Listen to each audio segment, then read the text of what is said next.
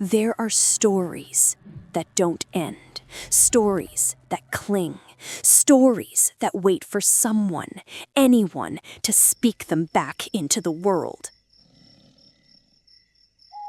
This is one of those stories, a story about a house and the thing that lives beneath it. Tonight, you're going to hear that nightmare, not as a legend, not as a rumor, but exactly as it happened to the man who survived it. His name is Bob Cranmer, and what happened in his home on Brownsville Road isn't something you simply tell. It's something you feel, crawling across your skin long after the story ends. In Brentwood, Pennsylvania, there is a house. Old, ordinary on the outside, but if you stand on the sidewalk long enough, you might feel the air shift as if the house exhales. Bob grew up walking past that place. As a child, he didn't know why it bothered him. He only knew that when he walked by, he felt the unmistakable sensation of being observed. Not with curiosity, not with kindness, but with hunger, like something inside the house was pressing its face against the glass just to watch him walk by. Every single time. Years passed. Bob grew up, moved away, had a family of his own. But some houses don't forget, and some things don't let go. When Bob returned to the area as an adult, the first thing he saw was a for sale sign in front of that house. He didn't question it, didn't hesitate, didn't ask why he felt a coldness blooming in his stomach the moment he stepped through the doorway. He just felt called. And when something ancient calls you, you rarely understand the price until much, much later. Bob's background in military intelligence taught him to investigate deeply, to search beneath the surface. So he dug and dug and dug, and what he unearthed was a history that should never have been disturbed. 1792, the frontier days, a time soaked in violence. On the very ground where Bob's home stood, a family had been massacred. A mother and her 3 young daughters, slaughtered in a brutal ambush. Not for war, not for land, but for terror. Their bodies were buried right there. Not blessed, not mourned, just hidden. Bones returned to the soil, but hatred stayed awake. And some believed a creature, not a ghost, not a soul, but something ancient and older than any language spoken aloud, was born in that blood. The land kept it, the land fed it, and the land waited for the right family to live above it. The first time Bob toured the house, he brought 2 of his kids. Children feel things adults don't. They haven't learned to ignore the impossible yet.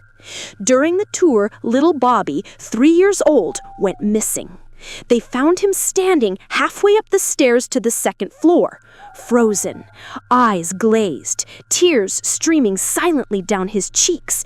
He wasn't shaking, he was vibrating, like every muscle in his tiny body was fighting something we couldn't see.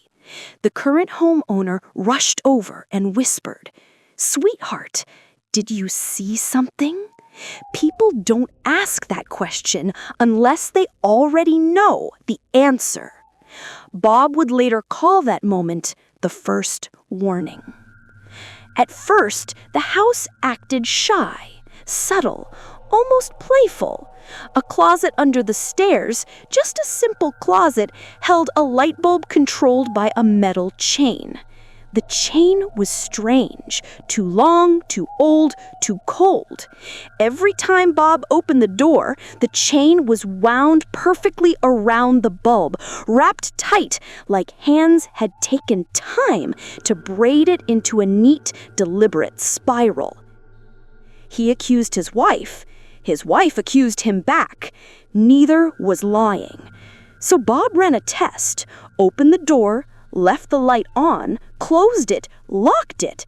Hours later, he returned.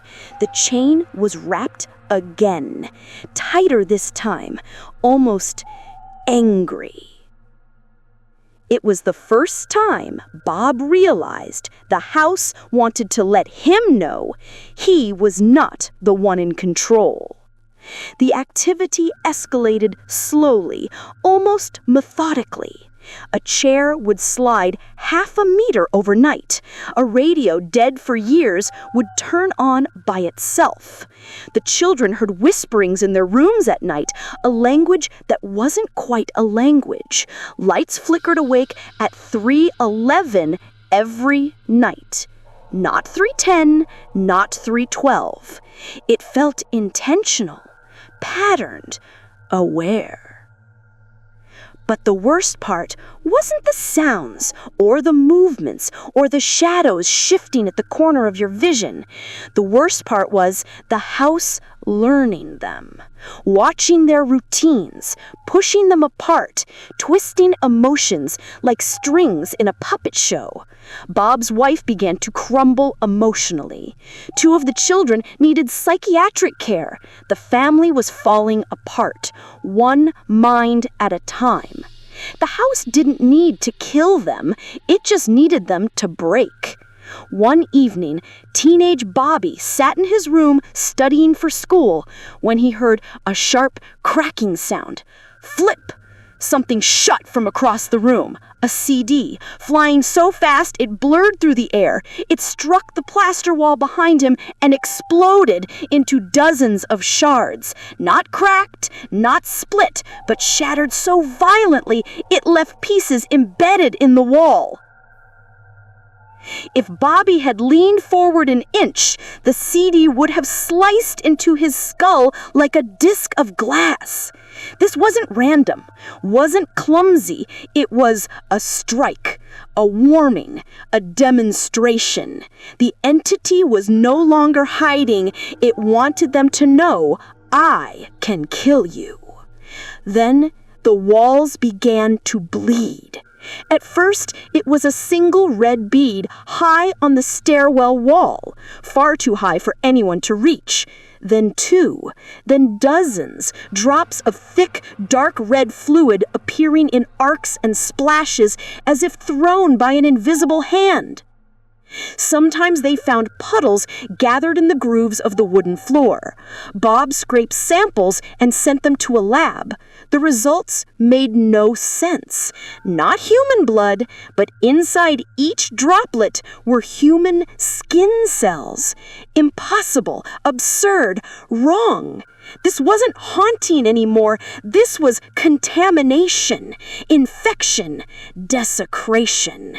And the source was the house itself. Every house has a place it doesn't want you to see.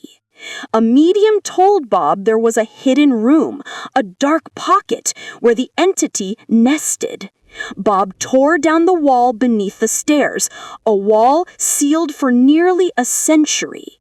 Inside was a tiny chamber. The air was colder than the rest of the house, still, stale. Inside, they found his child's Lego piece. Even though no opening existed large enough for it to pass through, a chunk of ancient amber once used as a talisman against evil, a deck of antique playing cards, the mummified body of a small bird, and a family portrait with crude symbols carved on the back, like curses left unfinished. When the wall came down, the entire house reacted. The air thickened, lights burst, doors slammed so hard that the frames splintered. It was as if they had opened the mouth of something that had been starving for decades. And now it was awake. The worst night came without warning. The temperature dropped instantly. Every window rattled. Footsteps pounded through empty rooms. Voices whispered from vents. A shadow the size of a man crawled across the ceiling as if gravity meant nothing to it.